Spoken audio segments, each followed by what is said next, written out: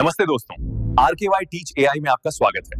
आज हम देखेंगे कि कैसे आर्टिफिशियल इंटेलिजेंस विज्ञान और गणित सिखाने में क्रांति लाएगा। इनकी NCERT पुस्तक के अध्याय 3 से लिया गया है। बिल्कुल। हमारा मुख्य उद्देश्य एक विशेषज्ञ शिक्षक की तरह स्टेप बाय स्टेप ये समझना है कि रसायन विज्ञान में 114 से अधिक तत्वों को कैसे व्यवस्थित किया गया और उनके गुणधर्म एक निश्चित पैटर्न क्यों दर्शाते हैं।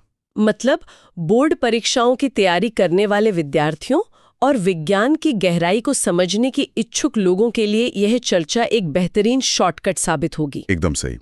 तो इतिहास से शुरू करते हैं।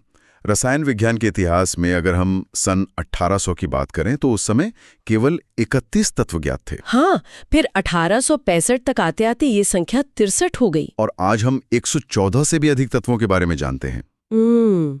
इतने सारे तत्वों और उनके यौगिकों का अलग अलग अध्ययन करना तो मतलब असंभव ही था। वर्गीकरण की जरूरत यहीं से पैदा हुई। हाँ। जब तत्वों की संख्या तेजी से बढ़ने लगी तो रसायनज्ञों ने महसूस किया कि इन्हें याद रखने के लिए कोई पैटर्न खोजना होगा।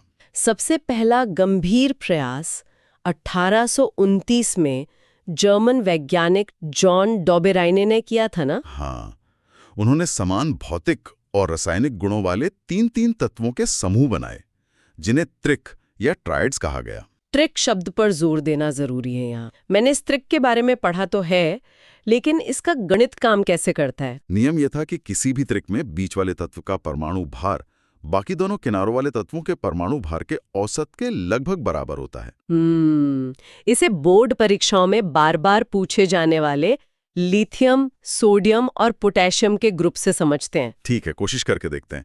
अगर हम लिथियम का परमाणु भार लें जो 7 है और तीसरे तत्व पोटेशियम का परमाणु भार लें जो 39 है। अब अगर हम 7 और 39 को जोड़ें तो 46 आता है। और इसका औसत निकालने के लिए आधा करें लगता है। लेकिन विज्ञान में सिर्फ 1 या 2 अच्छे पैटर्न से काम नहीं चलता। समस्या ये थी कि डोबेराइनर का ये नियम केवल कुछ ही तत्वों पर लागू हो सका। बाकी तत्वों को इस गणितीय ढांचे में फिट करना असंभव हो गया होगा। हाँ, इसलिए इसे महज एक संयोग मानकर छोड़ना पड़ा। इसके बाद कहानी 1865 में पहुंचती है, जब अंग्रेज रसायनज्ञ जॉन अलेक्जेंडर न्यूलैंड ने अष्टक नियम यानी लॉ ऑफ ऑक्टेव्स का प्रस्ताव रखा। न्यूलैंड ने तत्वों को उनके बढ़ते हुए परमाणु भार के क्रम में रखा और एक नई बात नोटिस की। ये वही नियम है ना जिसमें उन्होंने पाया कि किसी भी तत्व से शुरुआत करने पर हर 8वें तत्व के गुण पहले तत्व के समान होते हैं। हाँ, बिल्कुल संगीत के सुरों की तरह।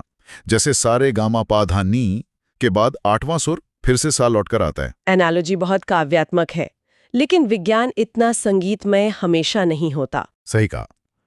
न्यूलैंड का ये अष्टक नियम केवल कैल्शियम तक ही सही साबित हुआ।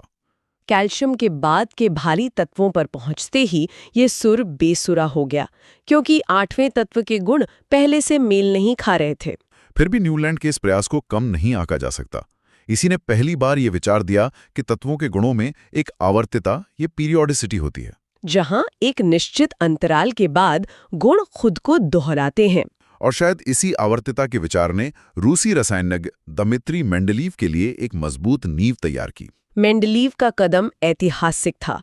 उन्होंने घोषणा की कि तत्वों के गुणधर्म उनके परमाणु भारों के आवर्ती फलन होते हैं। परीक्षा की दृष्टि से यहाँ कीवर्ड है परमाणु भार यानी एटॉमिक वेट। इसे याद रखना बहुत जरूरी है। मेंडलीव की आवर्त सारणी की सबसे बड़ी खासियत केवल तत्वों को पंक्तियों और स्तंभों में सजाना नहीं था। उनका असली योगदान उनका दूरदर्शी दृष्टिकोण था।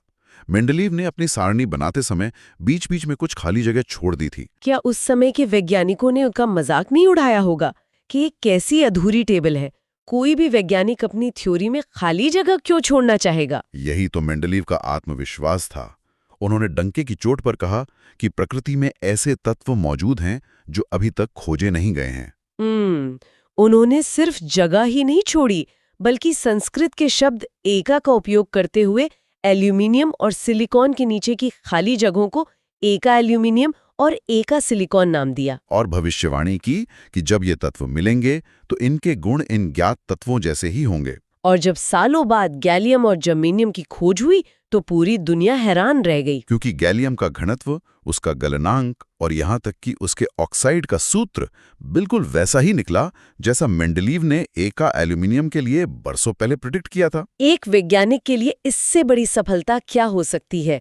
लेकिन मेंडलीव की समझदारी सिर्फ भविष्यवाणियों तक सीमित नहीं थी। हाँ, उनका मुख्य लक्ष्य समान गुणों वाले तत्वों को एक ही समूह में रखना था। इस लक्ष्य को पाने के लिए उन्होंने कभी-कभी अपने ही नियम को तोड़ा। इसका सबसे प्रसिद्ध अपवाद आयोडीन और टेल्यूरियम है। आयोडीन का परमाणु भार टेल्यूरियम से कम था, इसलिए नियमानुसार उसे पहले आना चाहिए था। लेकिन अगर आयोडीन को पहले रख देते तो वो गलत समूह में चला जाता। इसलिए गुणों की समानता बनाए रखने के लिए टेल्यूरियम को आयोडीन से पहले रखा गया, ताकि आयोडीन को फ्लोरीन, क्लोरीन और ब्रोमीन वाले सही समूह में रखा जा सके। ये दिखाता है कि एक अच्छा वैज्ञानिक सिर्फ कच्चे डेटा का गुलाम नहीं होता। फिर भी मेंडलीव की सारणी अंतिम सत्य नहीं थी। उसमें सुधार की जरूरत थी, जहां से आधुनिक आवर्त नियम यानी मॉडर्न पीरियोडिक लॉ की शुरुआत हुई। मेंडलीव के समय से आज की सारणी में सबसे बड़ा सैद्धांतिक बदलाव आधार का बदलना था। आधुनिक आवर्त नियम का आधार परमाणु भार नहीं, बल्कि परमाणु क्रमांक यानी एटॉमिक नंबर है। जब वैज्ञानिकों ने यह समझा कि किसी तत्व का परमाणु क्रमांक उसके नाभिक में मौजूद प्रोटॉनों की संख्या के बराबर होता है, तो रसायन विज्ञान को देखने का नजरिया ही बदल गया। मतलब तत्वों के रासायनिक गुण असल में उनके इलेक्ट्रॉनिक विन्यास पर निर्भर करते हैं, ना कि उनके वजन पर। बिल्कुल। अब सारणी की संरचना की बात करते हैं।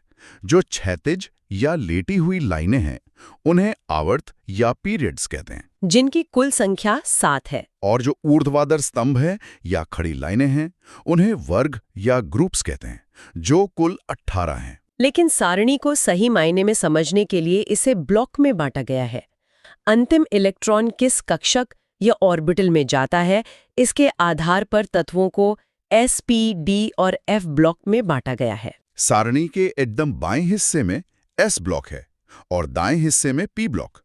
इन दोनों को मिलाकर निरूपक तत्व या मुख्य वर्ग के तत्व कहा जाता है। और सारणी के बीच में जो बड़ा सा हिस्सा है वो D ब्लॉक है। हाँ, इन्हें संक्रमण तत्व या ट्रांजिशन एलिमेंट्स कहा जाता है। ये धातुएं हैं, रंगीन आयन बनाती हैं और उत्प्रेरक यानी कैटलिस्ट के रूप में काम आती हैं। सारणी के नीचे जो 2 अलग से कतारें रखी गई हैं, वे F ब्लॉक के तत्व हैं, जिन्हें आंतरिक संक्रमण तत्व कहा जाता है। इनमें लैंथेनॉइड्स और एक्टिनॉइड्स शामिल हैं, जिनमें से कई रेडियोधर्मी और मानव निर्मित हैं। अब परीक्षाओं के लिए कुछ अपवादों पर ध्यान देना बहुत जरूरी है। हीलियम का इलेक्ट्रॉन S कक्षक में जाता है, लेकिन पूर्ण कोश होने के कारण इसे P ब्लॉक में अक्रिय गैसों या नोबल गैसेस के साथ रखा गया है। और हाइड्रोजन का स्थान भी सबसे ऊपर अलग से रखा गया है। तत्वों की इस व्यवस्था को समझ लेने के बाद अब हम इस सारणी के सबसे महत्वपूर्ण हिस्से पर आते हैं, तत्वों के गुणधर्मों में आवर्तिता या पीरियोडिक ट्रेंड्स। यह भाग परीक्षाओं के लिए अत्यधिक महत्वपूर्ण है। हम समझेंगे कि आवर्त सारणी में बाएं से दाएं या ऊपर से नीचे जाने पर भौतिक और रासायनिक गुणों में क्या बदलाव आते हैं और क्यों। शुरुआत परमाणु त्रिज्या यानी एटॉमिक रेडियस से करते हैं। बाएं से दाएं जाने पर यह घटती है। इलेक्ट्रॉन तो लगातार बढ़ रहे हैं, तो आकार बढ़ना चाहिए ना, ये घटती क्यों है? क्योंकि प्रभावी नाभिकीय आवेश बढ़ने से इलेक्ट्रॉन नाभिक की ओर अधिक खिंचते हैं। और ऊपर से नीचे जाने पर ये बढ़ती है? हाँ, क्योंकि नए ऊर्जा स्तर जुड़ते हैं और आंतरिक इलेक्ट्रॉन एक आवरण या शील्ड बना लेते हैं, जिसे आवरण प्रभाव या शील्डिंग इफेक्ट कहते हैं। मतलब इसे ऐसे समझो, मान लो नाभिक है एक बहुत बड़ा रॉक स्टार जो स्टेज पर है, और सबसे बाहरी इलेक्ट्रॉन वो दर्शक हैं जो एकदम पीछे खड़े हैं। अब अगर स्टेज और पीछे वाले दर्शकों के बीच बहुत सारे लोग यानी अंदरूनी इलेक्ट्रॉन आ जाएं, तो क्या होगा? पीछे खड़े दर्शकों को रॉकस्टार ठीक से नहीं दिखेगा। अंदर वाले इलेक्ट्रॉन एक ढाल या स्क्रीन का काम करते हैं, जो नाभिक के आकर्षण बल को बाहरी इलेक्ट्रॉनों तक पहुंचने से रोक देते हैं। आयनी त्रिज्या की बात करें तो धनायन या कैटायन का आकार अपने मूल परमाणु से छोटा होता है। स्पीशीज जैसे मैग्नीशियम 2+ और एल्यूमिनियम 3+। जिसमें सबसे ज्यादा धनावेश होगा उसकी त्रिज्या सबसे छोटी होगी, यानी एल्यूमिनियम 3+ सबसे छोटा होगा। अब आयनन एंथैल्पी या आयनाइजेशन एंथैल्पी की बात करते हैं। ये परमाणु से इलेक्ट्रॉन निकालने के लिए आवश्यक ऊर्जा है। ये बाएं से दाएं बढ़ती है और ऊपर से नीचे घटती है। अक्रिय गैसों यानी नोबल गैसों की आयनन एंथैल्पी सबसे अधिक होती है, क्योंकि उनका विन्यास सबसे स्थायी होता है। और इलेक्ट्रॉन लब्धि एंथैल्पी और विद्युत ऋणात्मकता का क्या? हैलोजन वर्ग जैसे फ्लोरीन और क्लोरीन आसानी से इलेक्ट्रॉन ग्रहण करते हैं। फ्लोरीन की विद्युत ऋणात्मकता पूरी आवर्त सारणी में सबसे अधिक यानी 4.0 होती है। इन सब प्रवृत्तियों को समझने के बाद एक बात बिल्कुल साफ हो जाती है कि आवर्त सारणी को समझना केवल रटना नहीं है। यदि हम सारणी में किसी तत्व का पता जानते हैं, तो इन आवृत्ति प्रवृत्तियों की मदद से हम उस तत्व के व्यवहार की सटीक भविष्यवाणी कर सकते हैं। यह जानकारी के महासागर को नेविगेट करने का सबसे तार्किक तरीका है। आज हम कृत्रिम तरीकों से 118 तक परमाणु क्रमांक वाले नए तत्वों का निर्माण कर रहे हैं। इन भारी और अस्थिर तत्वों की खोज के साथ क्या हम आवर्त सारणी की भौतिक सीमाओं तक पहुंच चुके हैं? या प्रकृति में स्थायित्व का कोई ऐसा द्वीप या आइलैंड ऑफ स्टेबिलिटी छिपा है जो भविष्य में खोजा जाएगा और रसायन विज्ञान के नियमों को पूरी तरह से बदल देगा? यह सच में सोचने वाली बात है।